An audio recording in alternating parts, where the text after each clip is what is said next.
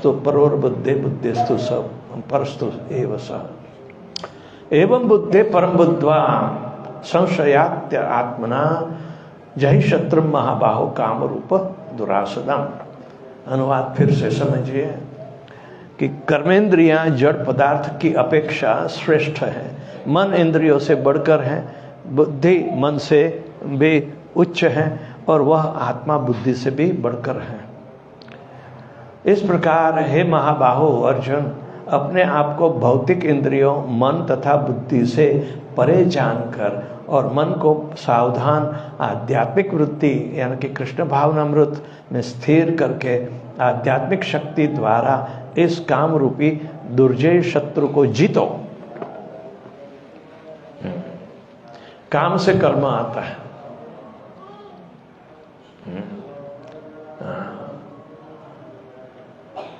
हम तो कामना की तृप्ति के लिए देवताओं का भी सहायता मांगते हैं। कामैस्ते स्थिर हत ज्ञाना प्रपद्यन्ते अन्य देवता। कामनाओं की पीड़ा से ही हम अन्य देवताओं के पास जाते हैं। यदि जिसने काम जीत लिया है तो देवताओं के पास जाने की आवश्यकता ही नहीं। ये सारे देवता 33 करोड़ बताते हैं, करोड़ भी नहीं है, 33 कोटि के बताते हैं। कोटि का अर्थ करोड़ भी होता है और विविध प्रकार को भी कोटि कहते हैं। शास्त्र में तो 33 कोटि के ही बताए हैं। 12 आदित्य हैं, हाँ, 11 रुद्र हैं, 23 तो हो गए बाद में। अश्वनी 4 अश्वनी 4 अश्वनी कौन? अश्वनी कुमार, अश्विनी कुमार 2 हैं, 2 और ये सुगने का काम करते हैं। हाँ, अग्नि देवता है।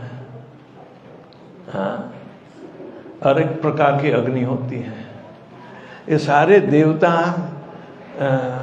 भी ब्रह्मा जी की 10वीं संतान की कैटेगरी में आता है। सारे देवता ब्रह्मा जी द्वारा पैदा हुए हैं और सारी सृष्टि का संचालन, आंतरिक सृष्टि और बाह्य सृष्टि दोनों का संचालन देवताओं के हाथ में है। आंतरिक सृष्टि कहाँ? हमारे शरीर के अंदर की जो सृष्टि है उसका संचालन देवता करते हैं, हम नहीं करते। हाँ, तुम क्या अपना हृदय बंद कर सकोगे?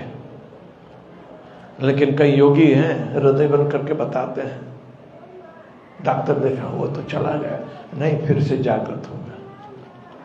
वो ज्यादा वो तो तमाशा करता है योगिक बल का, लेकिन संचालन तो देवता करते हैं।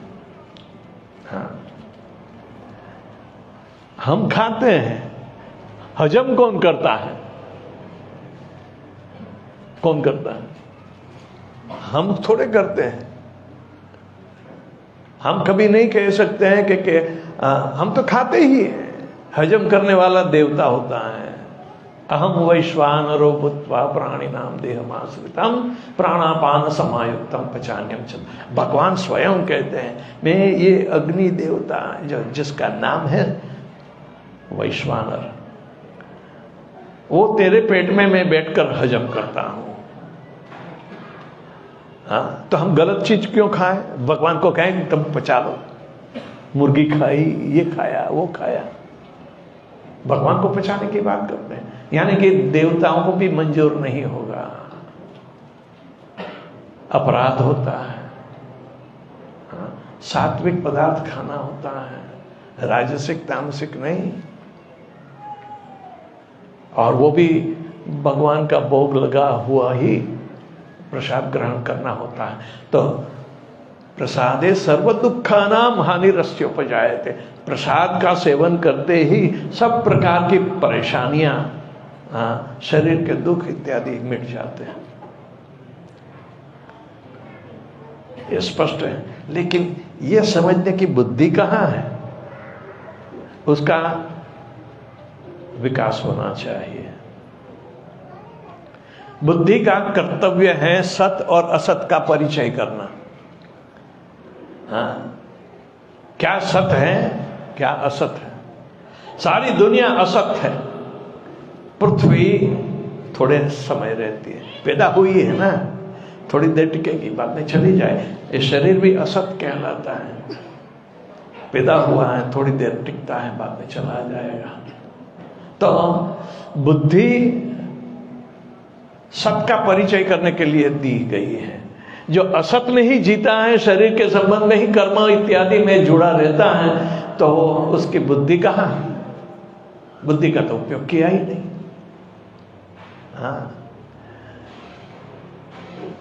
अपने आत्मा को कौन धारण कर रहा है? अपने आत्मा को कौन धारण कर रहा है? जो धारण करता है वही धर्म। आत्मा को धारण करने वाला धर्म कहलाता है। आत्मा किसका अंश है? भगवान का। ममैवांशो जीव लोके जीव भूत सनातन। शरीर भूत यानी थोड़ी देर पैदा होने वाला भूत कहलाता है, थोड़ी देर टिकने वाला भूत कहलाता है, और मरने के बाद ही थोड़ी देर, जब तक दूसरा शरीर धारण नहीं करेगा तब भूत ही भूत है, अपनी भूत अवस्था है। पैदा हुआ भूत, और पैदाइश के बाद यदि चला जाता है तो भी भूत। क्या मन बुद्धि और अहंकार का शरीर बना रहता है, दूसरे जन्म में जबरदस्ती से हमें लेना पड़ता है। यानी कि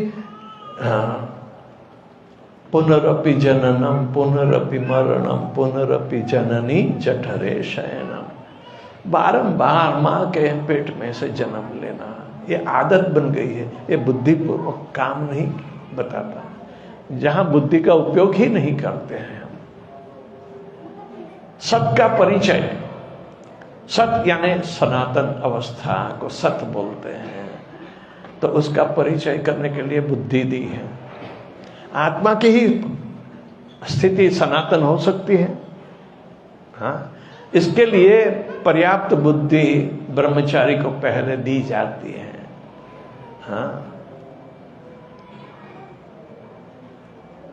हम शरीर नहीं है, हम आत्मा है। वैसे तो घुटाते हैं ना है बच्चे लोग, हम शरीर हैं या आत्मा है? हाँ, आत्मा है तो हाथ में रखो, आत्मा आत्मा को हाथ में रखना है, गवा नहीं देना, छोड़ नहीं देना। यानी कि हम आत्मा के सनातन अवस्था वाला जीवन जीते हैं तो भगवान को मंजूर है। नहीं तो बारंबार हमें फर्ज रहेगी, बारंबार हमें जन्म लेना पड़ेगा। क्योंकि मनुष्य जीवन में यदि बुद्धि का सदुपयोग नहीं करते हैं तो हम उद्धार भी नहीं कर पाएंगे अपना, और दूसरों को तो बात ही कहा। खुद का उद्धार करने की जिसमें ताकत नहीं तो दूसरे का उद्धार कैसे करेंगे? तो माँ बाप हमेशा चाहते मेरा बेटा मेरा उद्धार करेगा। लेकिन आपने बेटे को सिखाया कहाँ है? धर्म क्या है? आत्मा के बारे में माँ बाप कहाँ सिखाते हैं?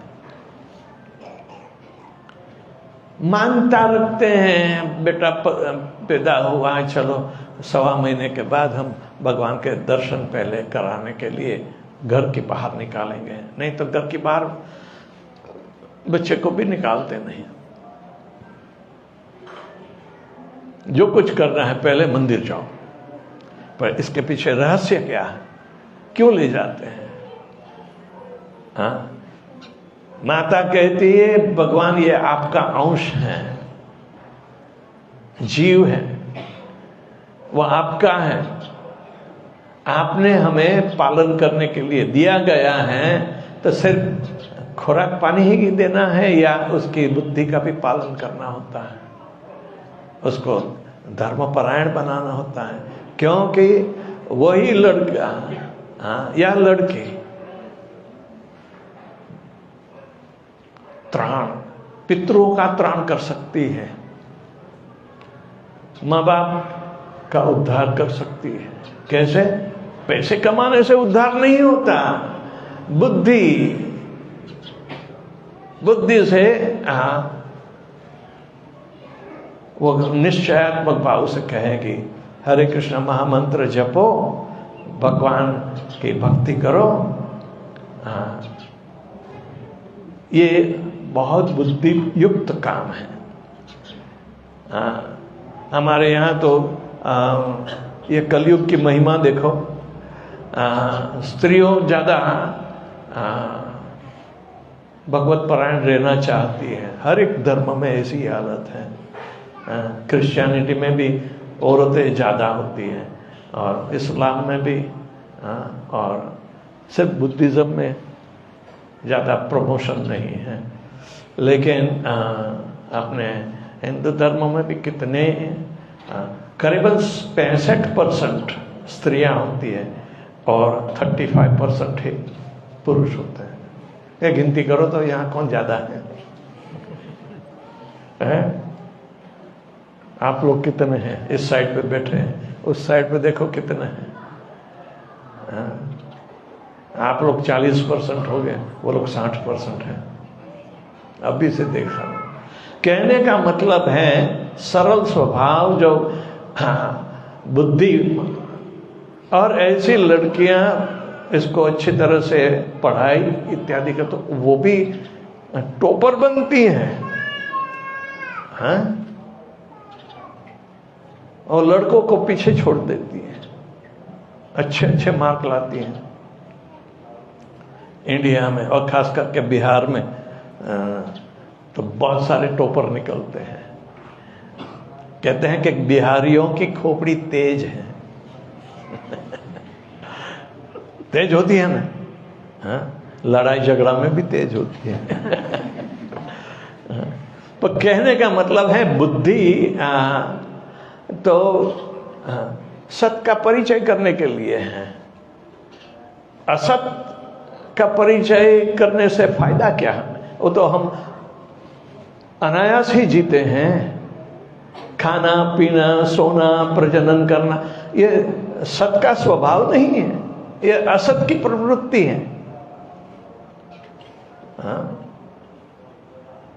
काम चला, मरने के बाद तो सब खत्म हो जाता है, सारे संबंध खत्म हो जाते हैं।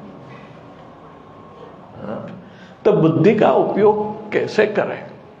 तो पहले तो जानना कि बुद्धि का कर्तव्य क्या है। मन से बुद्धि चढ़ियाती बताई है। इंद्रियाणी पर आ रहा हो।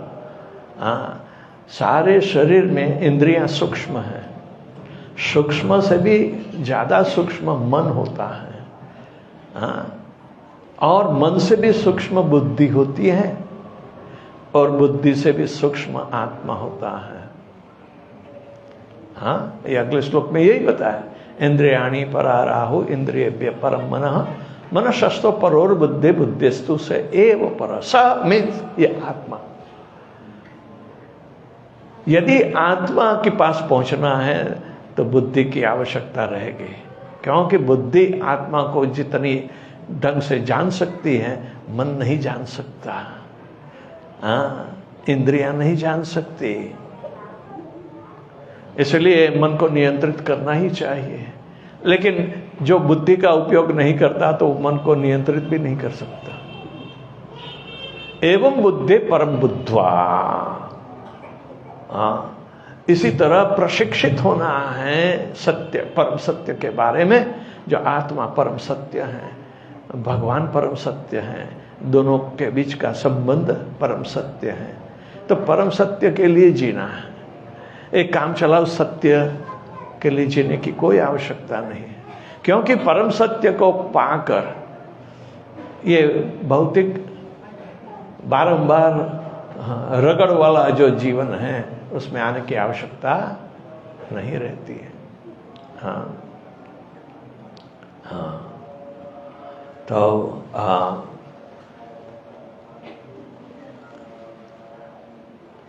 बुद्धि का उपयोग करना है। ये व्यवहारु बुद्धि काम की नहीं है। हाँ, परम सत्य की पहचान बुद्धि द्वारा होती है। हाँ, परम सत्य की पहचान। अर्जुन ने भी बुद्धि का उपयोग करके भगवान श्री कृष्ण परम सत्य हैं, परम पुरुष हैं इत्यादि कर चुका है। हाँ, वो 10वें अध्याय में वो स्वीकारता है। कैसे स्वीकारोगे? भगवान ने कहा हाँ, तो क्या मान लोगे परम सत्य? पहले तो भगवान का परिचय ही नहीं। कृष्ण भगवान को कौन कितना जानते हैं? हाथ ऊंचा करो। क्यों कोई हाथ नहीं ऊंचा कर? हाँ,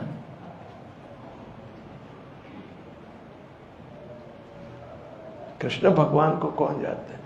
ये देखो, शिव जी भगवान को जानते हैं। शिव जी भगवान को जानते हैं। ब्रह्मा भी परेशान हो जाते हैं क्योंकि रजोगुणी है, कर्म परा है। शिव जी निवृत्त हो चुके हैं, नहीं तो ब्रह्मा ने उसे भी पहले प्रजापति बनाया था, क्योंकि ब्रह्मा की संतान कहलाती है। जब 4 कुमार ब्रह्मा के मनोबल से पैदा हुए और कहते हैं कि हम तो आजीवन ब्रह्मचारी रहना चाहते हैं, हम प्रजा नहीं पैदा करेंगे, तो पिता का कहा नहीं मानने वाला ये पहला ही निकला। हाँ?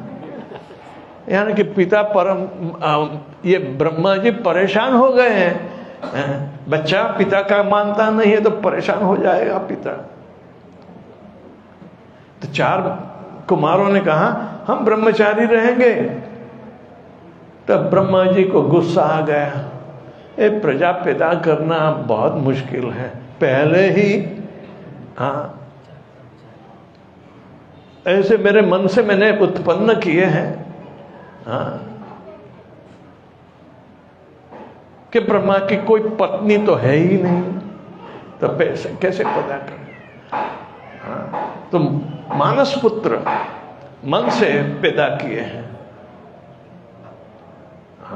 और वो भी परेशानी है।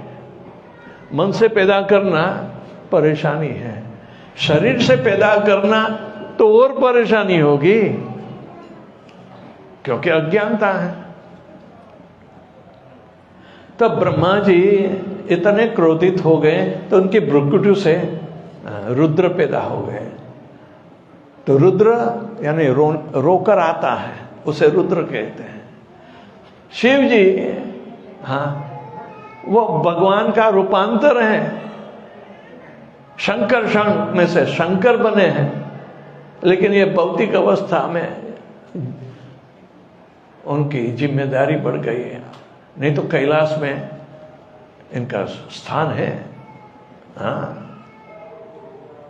गोलोक धाम निज धाम तले चतस्य देवी महेश हरिधामाशु तेषु तेषु ते ते प्रभव निचया विहिताश्चयेन गोविंदमादि पुरुषम तमहम भजामि। गोलोक धाम के नीचे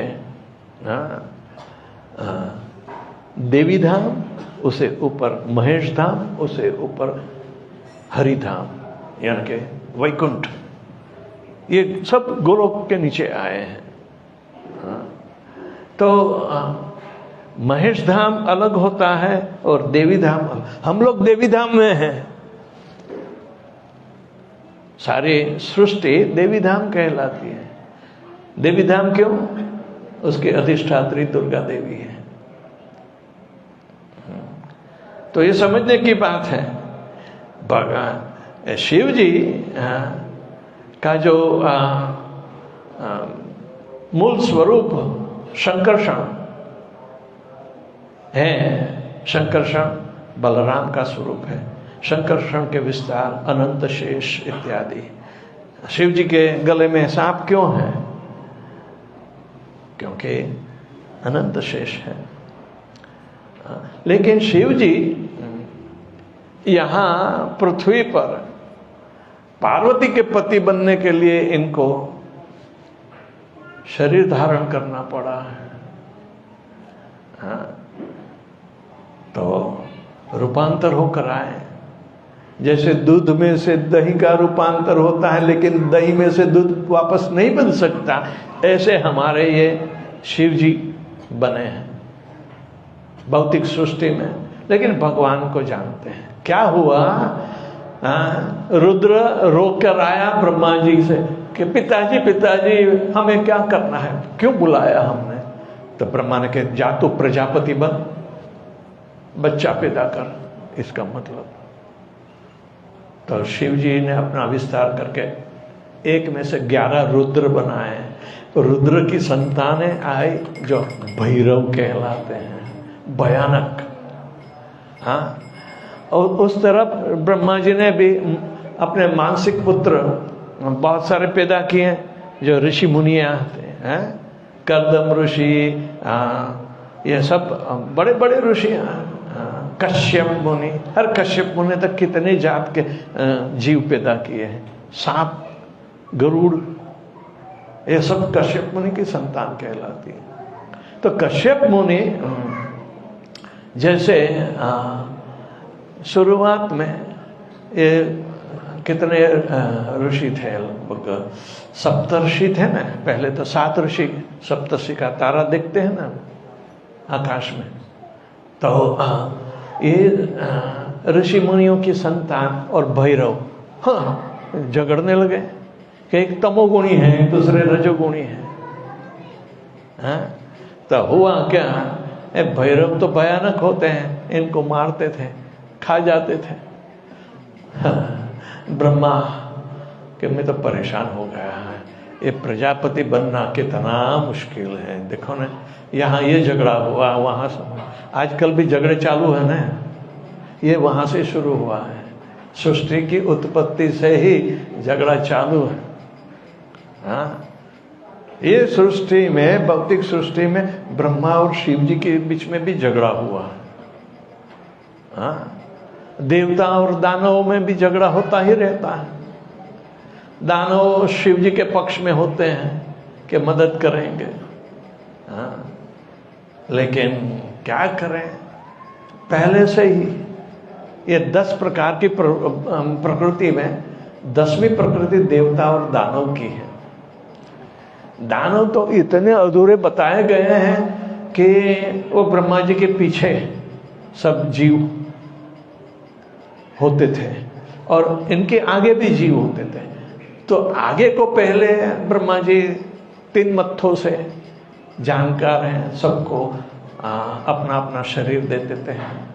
हाँ, क्योंकि सब जीव सुषुप्त अवस्था में जब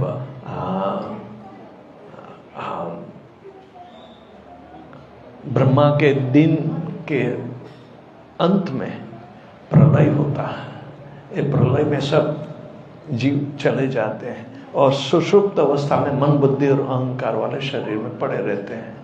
तो ये जीव को पुनः शरीर देने के लिए ब्रह्मा जी को दूसरे दिन वही धंधा चालू करना होता है कि चलो इसी तरह हम प्रजा आगे बढ़ावे। तो ये जीवों जो पीछे खड़े थे, जो दानव कहलाते थे, तो वो ब्रह्मा जी तो पक्षपात करते हो, हाँ, हमें भी योग्य शरीर देने में क्यों विलंब करते हो? हाँ, तो इन लोगों का स्वभाव कैसा है? मारो उसको, खा जाओ, इसको परेशान करो, क्योंकि इनसे ये सहन नहीं होता। यदि कोई पक्षपात करते हैं देवताओं पर, तो पक्षपात करने वाले को भी दुश्मन समझते थे। इसीलिए ये हिरण्याक्ष और हिरण्यकशिपु भगवान को अपना दुश्मन मानते थे। सही। लेकिन फिर भी आप देखोगे तो ये जीव ब्रह्मा जी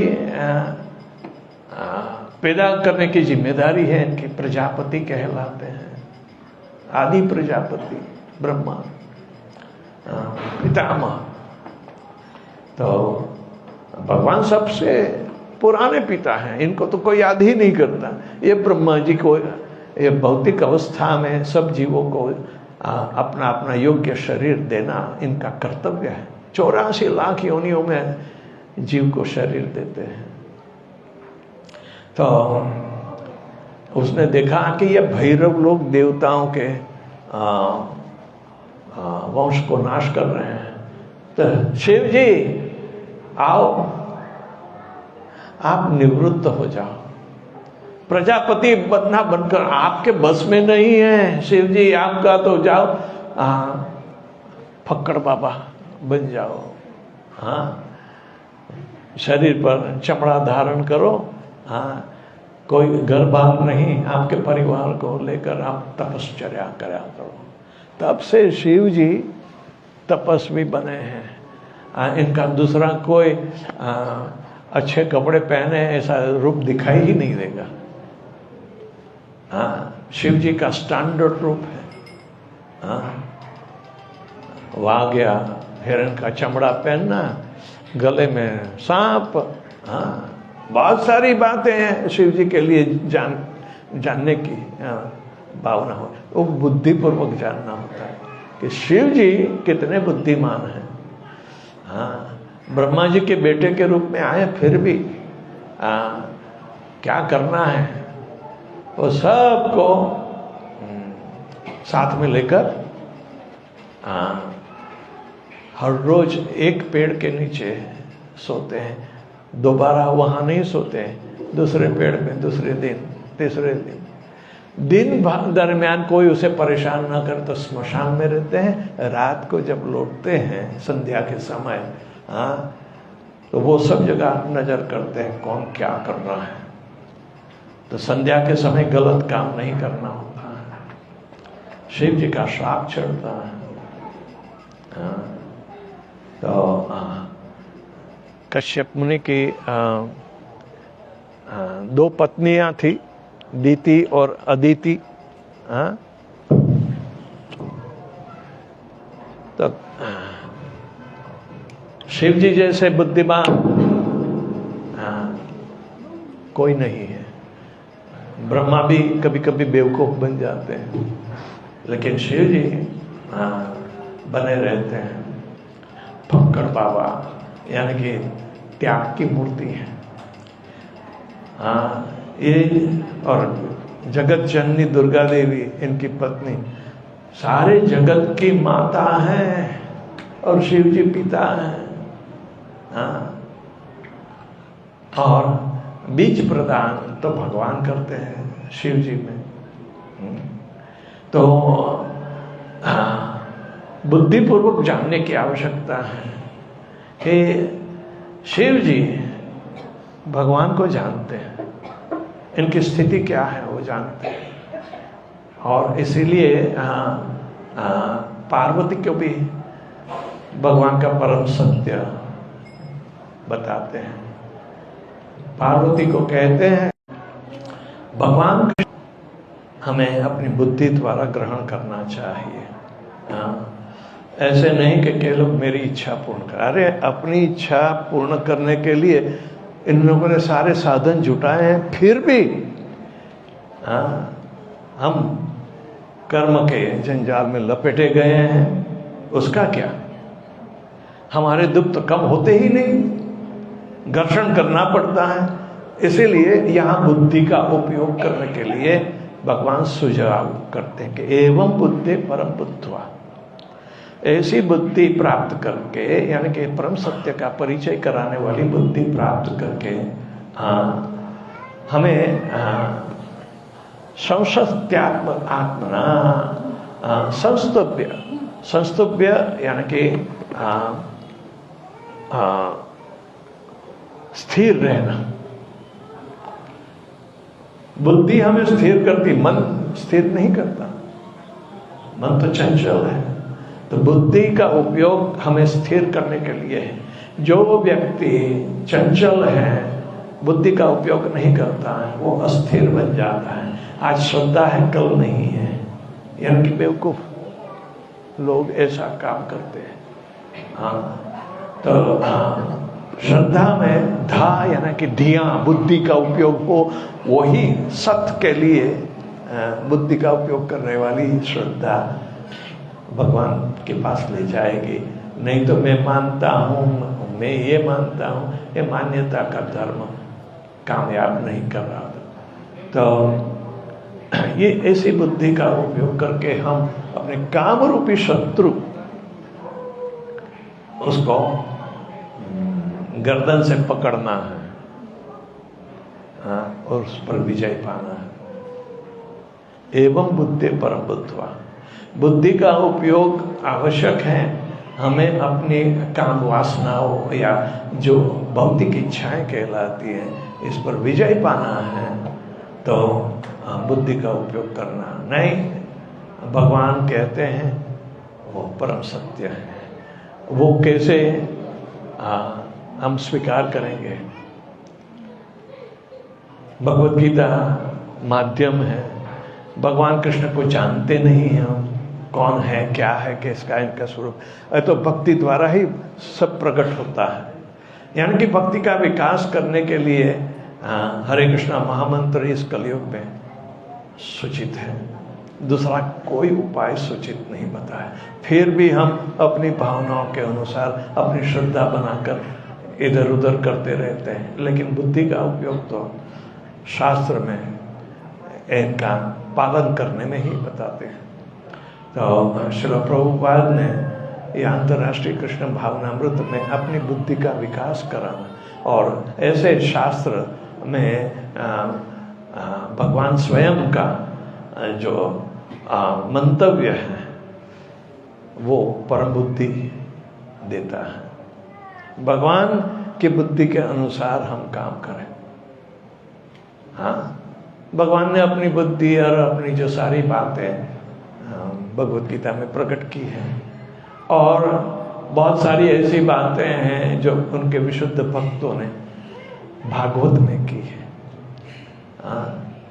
कितने महान भक्त हुए, 12 महाजन कौन कौन से हैं, कौन जानता है। स्वयंभू यानी ब्रह्मा, नारद, शंभु शिव जी, कुमार, कपिल, मनु, प्रहलाद, जनक, भीष्म, बलि महाराज, वैयासकी यानी व्यासदेव के पुत्र, कौन,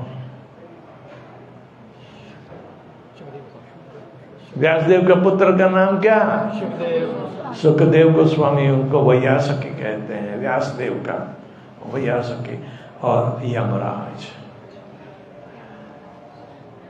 सब यम से क्यों घबराते हैं? यमराज तो महान भक्त हैं, इनसे घबराने की आवश्यकता, जो भक्त हैं यमराज से घबराता नहीं। लेकिन जो भक्त नहीं है, कर्म की जंजाल में उल्टे सुलटे काम करके अपना जीवन में कीचड़ ही रगदड़ किया है, तो वो लोग घबराते हैं। भौतिक अवस्था में मरना अपशुकन है। भगवान को जानना, भगवान ये आत्मा को जानना बराबर है। आत्मा को जानो और भगवान को जानो। इसीलिए भगवान का नाम श्रवण इत्यादि करके हम जान सकते हैं। ये सारा श्रीमद् भागवत में भी आता है। तो भगवत गीता का अध्ययन करना चाहिए, भागवत का अध्ययन करना चाहिए। इसलिए प्रभुपाद जी ने शाम को भगवत गीता और सुबह श्रीमद् भागवत कंपल्सरी बना अभ्यास। तो यहाँ आया करो और शिक्षा प्राप्त करो, क्योंकि बुद्धिमान बनोगे। अंत समय में वही बुद्धि काम में आएगी, इच्छाएं काम में आएगी। इच्छाएं तो दूसरा जन्म लेने के लिए बाध्य करेगी, लेकिन भगवान की इच्छा ये है, एवं बुद्धि परम बुद्ध्वा जहि शत्रु महाबाहो। एक काम रूपी है दुरासुरम, उसको पकड़ो। जही यानी के शत्रु को गर्दन से पकड़ो और उसको नियंत्रित रखो। तो कौन सा मंत्र काम में आएगा? कौन सा मंत्र काम में आएगा? कृष्ण बाबा, हरे कृष्णा कृष्णा कृष्णा हरे हरे, हरे राम राम राम हरे हरे। ये मंत्र भी कौन सा लेना है उसके लिए भी पर्याप्त बुद्धि चाहिए, नहीं तो सब अपने मन गढ़ंत मंत्र बोलते रहते हैं। गायत्री मंत्र बोलने वाले तो बहुत सारे हैं, सब जानते हैं लेकिन अर्थ नहीं जानते हैं। अर्थ जानना होता है। जो भी है हमें कृष्ण भावना स्वीकार करनी पड़ती है, क्योंकि बुद्धि का विषय है। देवताओं के पीछे जिसमें पर्याप्त बुद्धि नहीं है वो लोग जाते हैं। कामनाओं से इनका जो ज्ञान यानी कि बुद्धि चुरा जाती है, ऐसे लोग ही देवताओं के पीछे पड़े रहते हैं। काम स्थिर हत ज्ञाना प्रपद्यन्ते अन्य देवता। तो भगवान कहते हैं कि मैं ही इनकी बुद्धि ऐसी स्थिर करता हूं कि वो लोग देवताओं की, लेकिन देवताओं की पूजा करने वाले देवता लोग में जाएंगे, मेरी पूजा करने वाले मेरे पास आएंगे, है ना। रोकड़ा ही सब है। कहां जाना है, क्या इच्छा है, ऐसी इच्छा बुद्धिपूर्वक करनी चाहिए। नहीं तो हम कामनाओं मुझे ये चाहिए, मर्सिडीज चाहिए, मुझे वो चाहिए, अच्छी पत्नी चाहिए, ये, लेकिन फायदा क्या? भवसागर पार करने वाले कोई चाहिए। किसी को कोई प्रश्न है?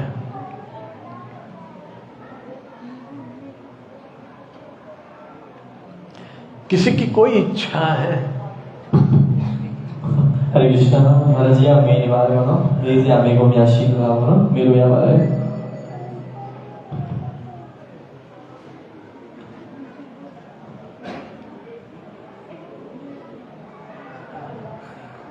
क्या इच्छा है?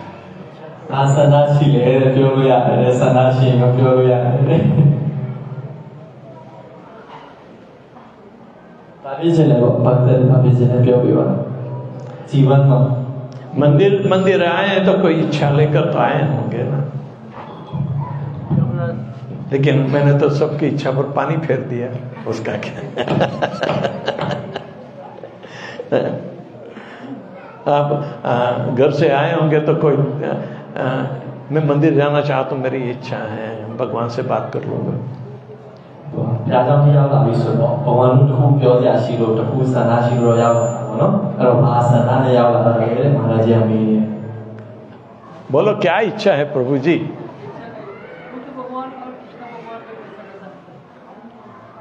तो क्या कह रहे हैं? बुद्ध भगवान और कृष्णा भगवान में कैसा कैसा अंतर है, थोड़ा बता दीजिए। कृष्ण भगवान अवतारी है, बुद्ध भगवान अवतार है। फर्क पड़ा? निंदसी यज्ञ विधेय श्रुति जातम सदय हृदय